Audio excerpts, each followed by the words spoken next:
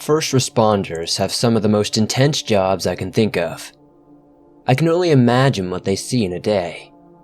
These subscribers sent in their allegedly true experiences while working as first responders. Now, as always, it is up to you whether you believe them or not. If you have a story you would like to share on the show, submit it at swampdweller.net or the email you can find in the description down below. Last thing before we jump into these stories, my good friend Bad Vibe Storytelling joined me today. He read story number 2, and if you enjoy his voice, be sure to check out his channel using the link in the description down below. Now, let's get into these creepy first responder stories.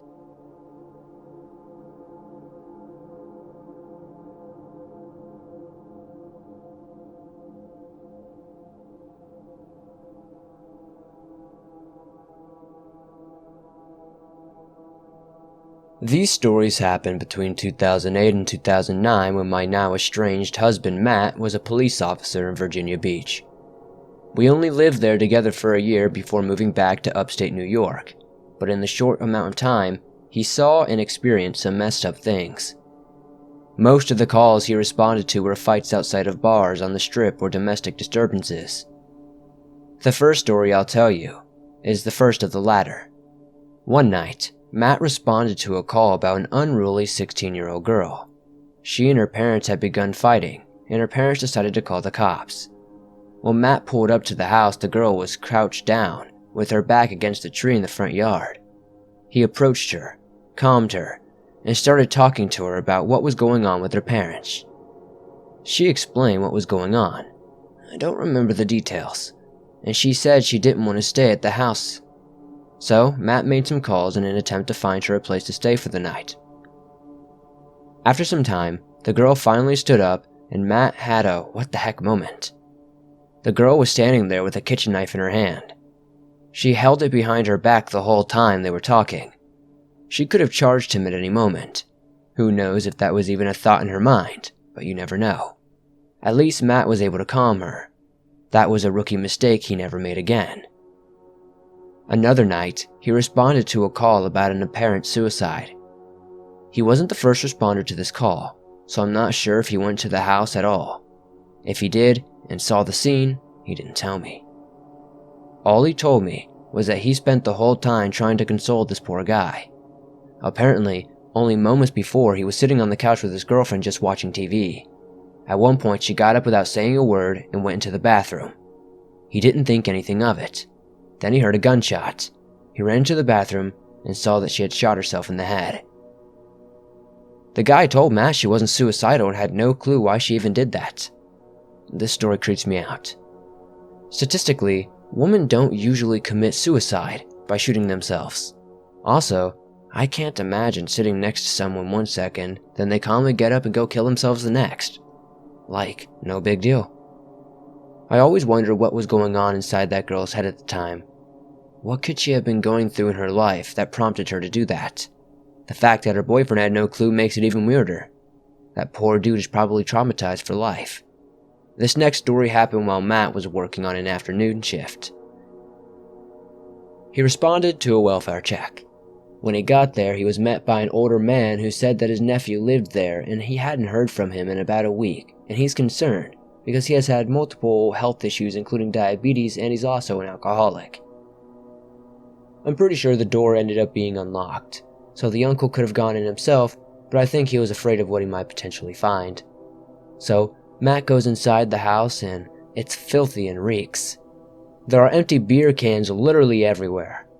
Once he got past the kitchen and entered the living room, he noticed more beer cans littered about. But that's not all he noticed. There was a pool of blood on one of the couch cushions, and then a trail of blood and feces that led all the way down the hallway. With no other choice, Matt followed the trail, and in the hallway, there was blood and excrement smeared all over the walls. The trail is, of course, leading to the bathroom, and by now the stench is unbearable. Matt gets to the bathroom and is covered in blood, feces, and vomit, and there lies this guy, dazed dead on the floor. Matt said what he thought happened to this guy was that he had been sitting on the couch, and when he started bleeding from his rectum, he started to defecate uncontrollably, and was probably in a panic state as he was trying to make it to the bathroom where he eventually died. I'm not sure how Matt broke the news to the guy's uncle. The last story I recall is, in my opinion, the worst.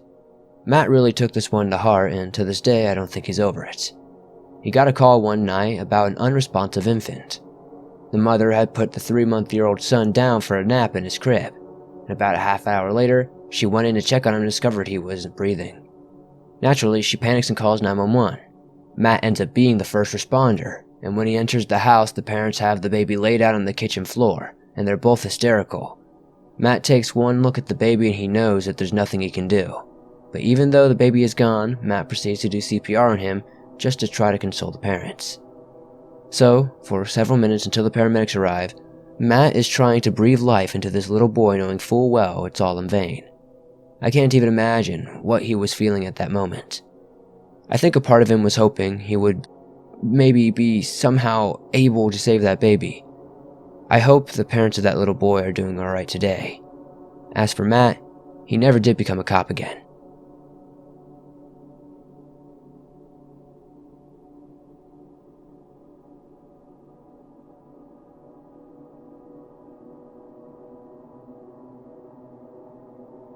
In college, I worked part-time at Paint Your Own Pottery art studio.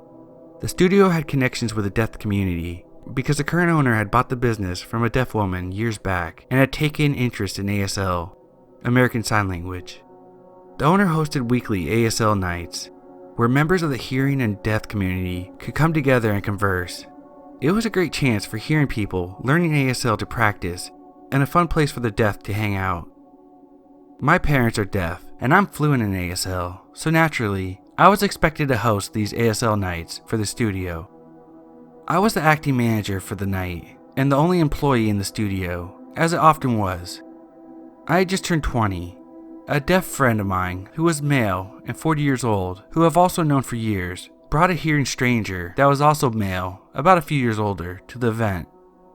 After chatting with the two, I learned that the stranger is actually a cop who married a deaf woman and has a couple of kids that are just a bit younger than me. The cop knows ASL well enough, so the three of us chat on and off throughout the night.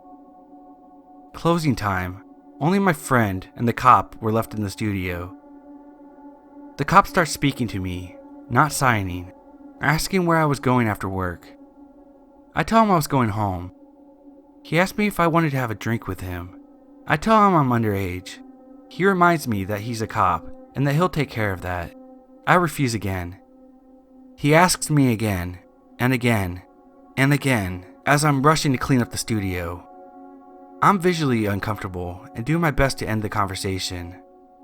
The disturbing thing is, the cop makes it a point to make these advances verbally so that my deaf friend does not know what's being said. Speaking without signing, when you're capable of signing, is a huge no in the etiquette of the deaf community.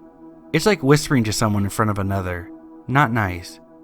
The cop, being married to a deaf woman, undoubtedly knew this aspect of the culture and intentionally decided to bypass for his own gain. The cop continues to speak, downright demanding that I come out for a drink with him.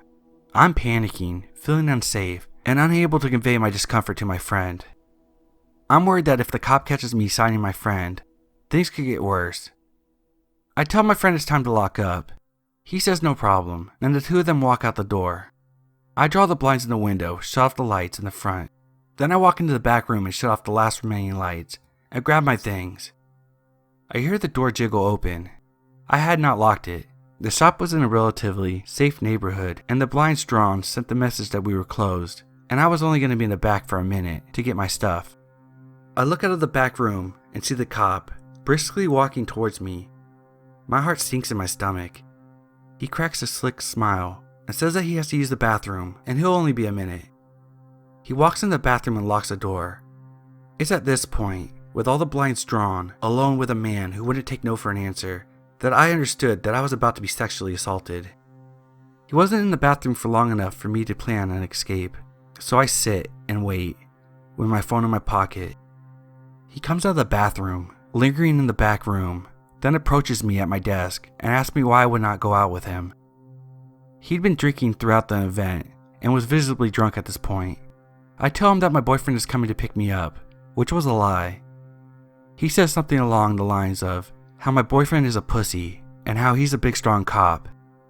He gets closer, towering over me, backing me into a corner, just a slim desk between us. My heart's pounding out of my chest. I can't breathe. I'm all alone. I hear the door jiggle open. What's taking so long? The cop backs away and straightens up. Sorry, was using the bathroom. A friend had been outside the whole time, but I didn't know because the blinds were drawn. The friend takes the cop, and they eventually leave. I lock the door behind them and collapse into my chair, sobbing. I call my boyfriend, tell him the story, and ask him to pick me up. I was too afraid to leave the shop in case the cop was waiting for me outside. A half hour later, my boyfriend comes to the door and escorts me to the car. The next week, my friend came into the studio to work on a piece. My boss, who was also friends with him, was there. I immediately told my friend about what went down with the cop. Shocked, he said he never knew that anything was wrong. My boss started hosting events with me from there on.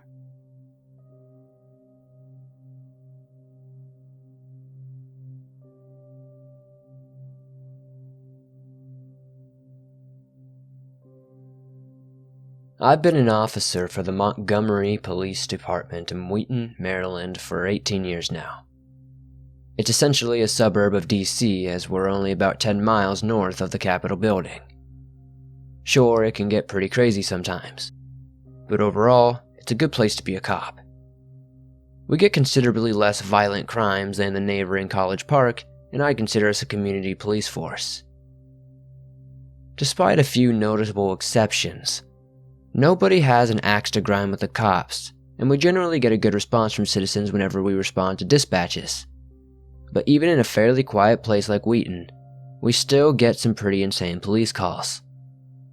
Thanksgiving family fistfights, a homeless guy who used a kitchen showroom as a public bathroom, a woman who complained of trespassing squirrels. Yep, squirrels. Apparently they didn't ask permission to raid the oak tree in her backyard. Yet, I think the most disturbing call I ever responded to occurred on a warm summer night back in 2015. People can be cruel to one another.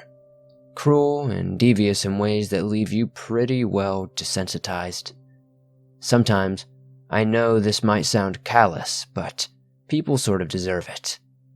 I once arrested a woman who had stabbed her husband in his sleep. Turns out, he'd been beating her and abusing her for years when she finally just snapped. The one thing you never, ever get used to is when the victim of a violent crime is seemingly innocent. A child, for example, or in this case, an animal.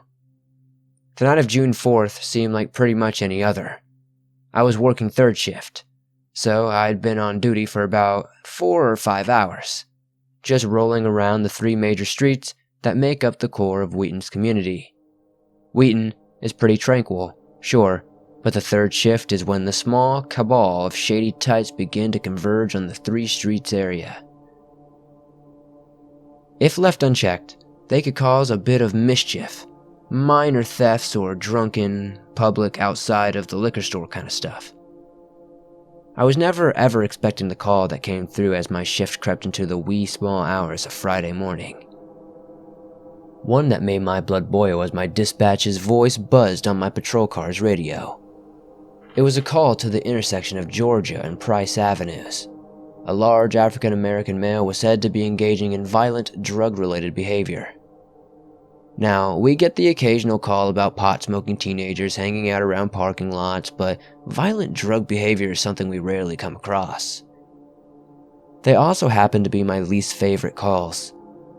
People on drugs aren't rational. They can't communicate properly, and most importantly, they see our blue flashing lights and big, shiny badges, they panic. As you can imagine, an intoxicated subject who fears for their own life is extremely difficult to deal with. As more details come through, I found myself throwing aside my reservations and rushing towards the scene. The man was said to be in possession of 2 small dogs, both of which he was in the process of strangling.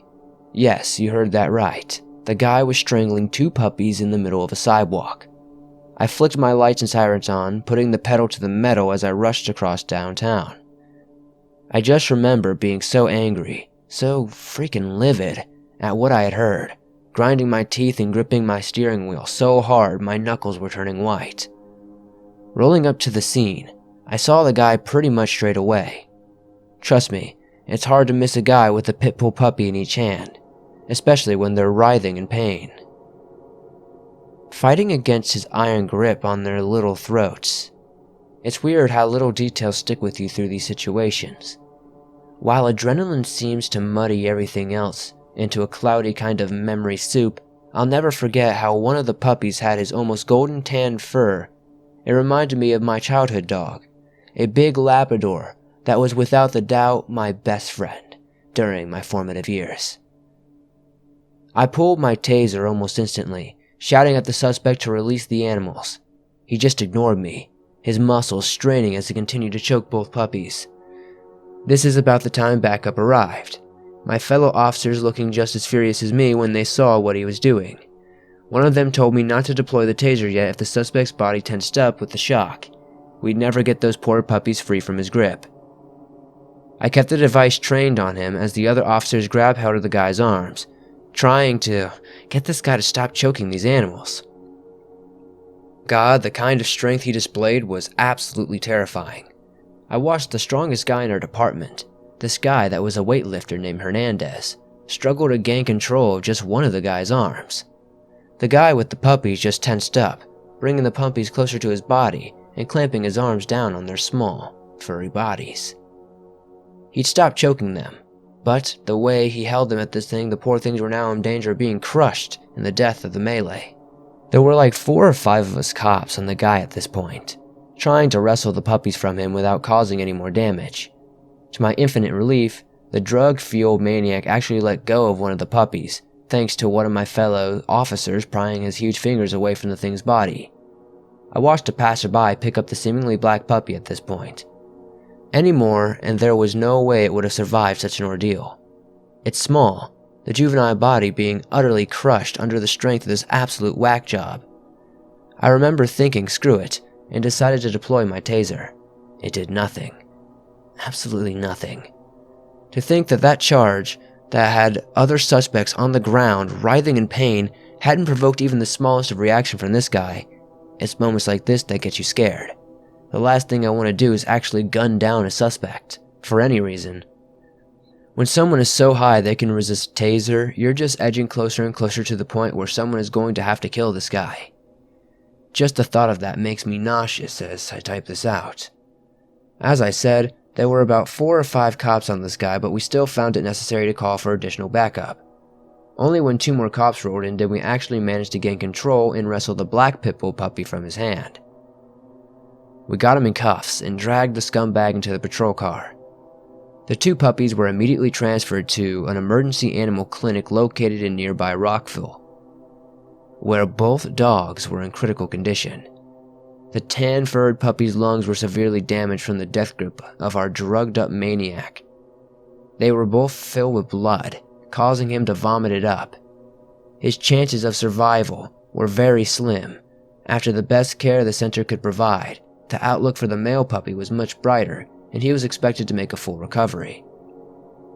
The black female pit bull was placed in poor condition, but she was expected to make a full recovery too.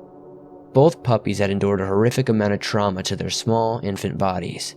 James Edward Jones, a Wheaton resident, was sentenced to 6 months in prison for the shocking display of cruelty he displayed that night. In court, Jones explained he was deeply sorry, and his defense was that he did not intentionally try to hurt those puppies that night. His attorney said he bought and smoked what he had thought was just pot, that turned out to be K2, a synthetic narcotic that has effects similar to angel dust, a street name for PCP. However, the presiding judge deemed that those reasons were strong enough to excuse the violent attack. He was sentenced to a maximum punishment under a plea deal, 6 months in jail and 5 years of probation. Now, just 2 years old, the puppies named Maya and Chance have received a rare second chance at a happy, healthy existence. My wife and I actually ended up adopting Chance, the tan puppy, and he now lives with us in our small family home. He's a good boy, an integral part of our family now, and I thank God every day that we receive such a blessing.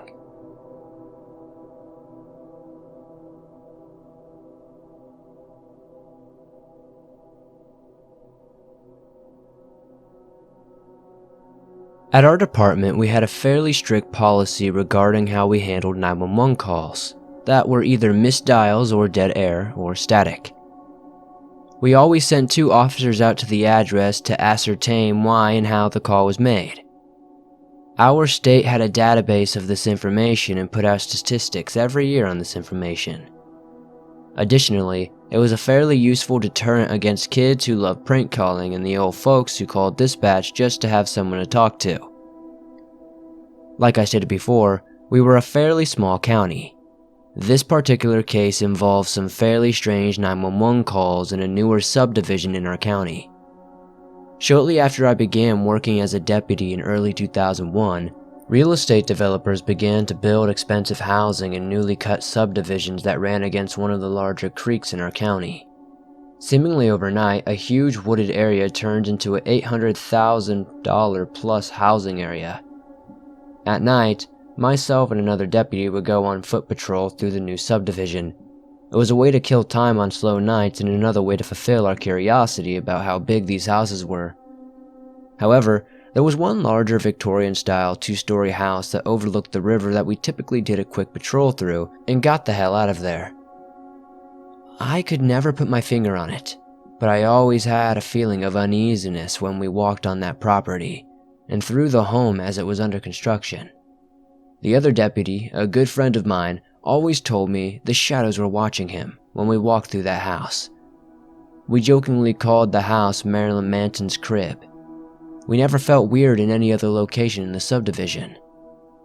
Months passed and most of the subdivision was complete by early summer.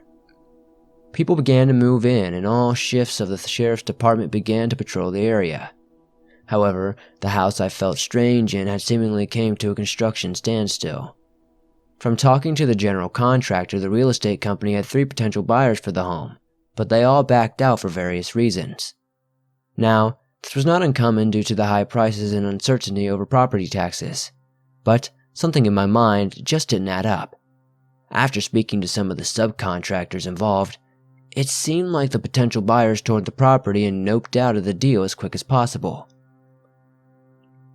Around 2001, a buyer was finally found for the house, but the closing had to be delayed to finalize some utility issue in the area. About 2 weeks before the new owners closed in on the home, our dispatch received a 911 call from the home with dead air.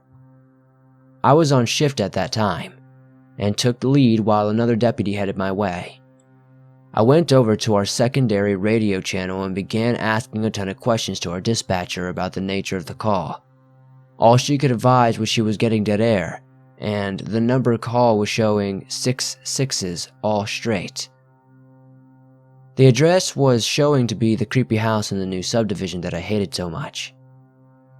I found this quite odd as the general contractor sent our department to the house numbering for this particular street a couple of days before the call.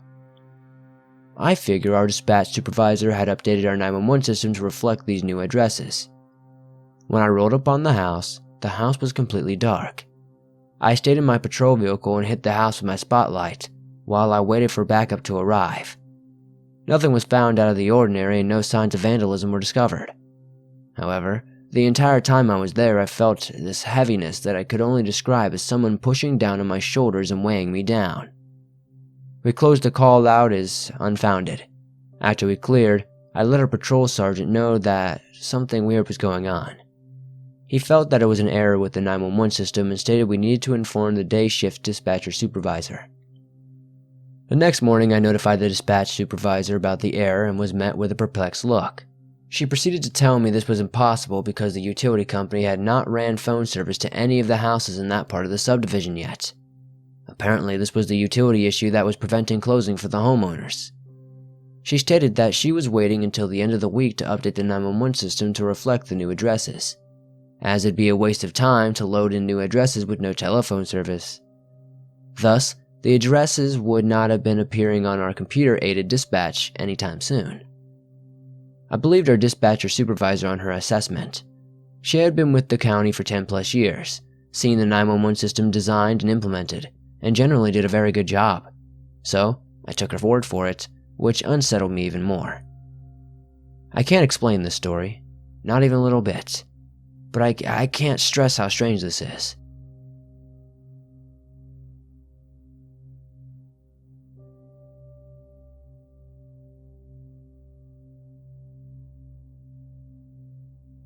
For some background, I am a white female, and according to societal standards, I have no reason to be afraid of law enforcement. But I have always been more afraid of them than I have ever felt safe. Especially when I'm driving and see a police car behind me. I always get really frazzled and suddenly forget how to drive. Getting to the story. My girlfriend and I were close to hitting the 1-year mark. We lived together out of state, away from the family. My mom and I are super close, so I FaceTime her a lot. So, Sam, who is my girlfriend, had technically already met my mother through there, but I really wanted to bring her during summer break so they could officially meet. We live in Virginia, and I'm from Arkansas. So the drive there is 13 hours of boring Tennessee. We got there fine, and the trip was relatively easy. We had to get back to our jobs that Monday, so we wanted to drive straight through. Because it was such a long drive, Sam and I decided to take turns every hour and a half. It was probably about 3 a.m. and halfway through Tennessee when it was Sam's turn to drive. I was very, very tired and decided to pull off on the highway to stop at a gas station for some caffeine. On the particular exit I pulled into, there was new construction going on, so my GPS wasn't giving me directions based off of that. Instead, I had just had to navigate the roads on my own. I could finally see a gas station from the red light I was at. I was probably at the light for 7 minutes, and it hadn't turned. There was very light traffic, so Sam gave me the okay to run it. I pulled into the gas station and Sam went in to get a drink. It was her turn to drive, so I crawled from the driver's seat over to the passengers and propped my legs up. I remember seeing this black car pull in front of the car, flashing its lights. I thought it was weird, but decided just to observe before doing anything. Then it drove past me and around to the other side. I figured whoever it was left. Sam came back into the car, and before I could tell her what happened, she started going off about the cashier and how rude she was to her. We were conversing intensely as she was making her way towards the highway exit. Sam looked into her rearview mirror, and then again, and instinctively, I look in the mirror as well, and what do you know? It's the same black car riding our ass. What the heck? I ask her. That's an undercover, she tells me. And then I'm thinking, of course it is. It's a black sedan and very small searchlight hanging off the side window. At this point, this car has been following us for 3 minutes, riding very close. So I'm freaking out. I tell her to pull off and let this guy pass. She agrees, pulls into an empty lot, and he drives by. Once again, I thought hopefully he went away. I told her how I saw him at the gas station, and we both just agreed it was weird. Keep in mind, Sam's car is a black Corolla with tinted windows, so seeing inside of it at night was kind of a no-go. So we decided to get back on the road and try to find the highway exit. But as soon as we pulled into the street, there he is behind us again out of nowhere.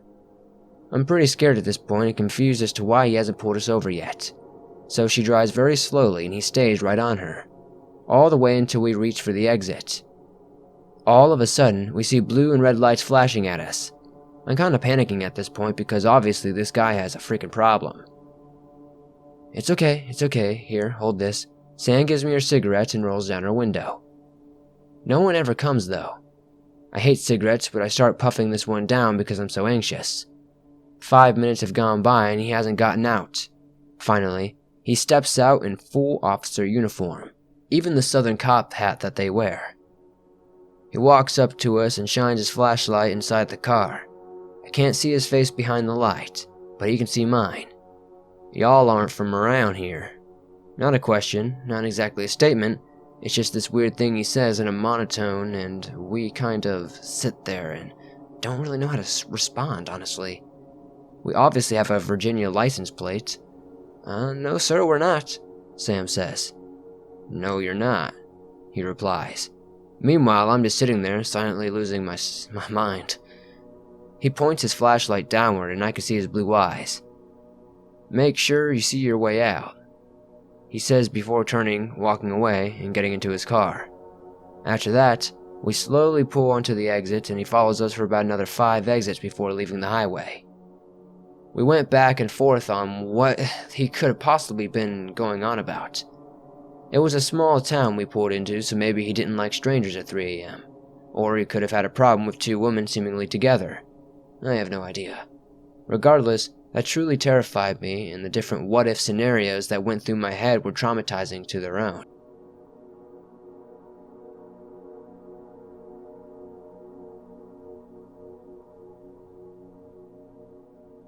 Thanks for listening to these allegedly true, creepy first responder stories.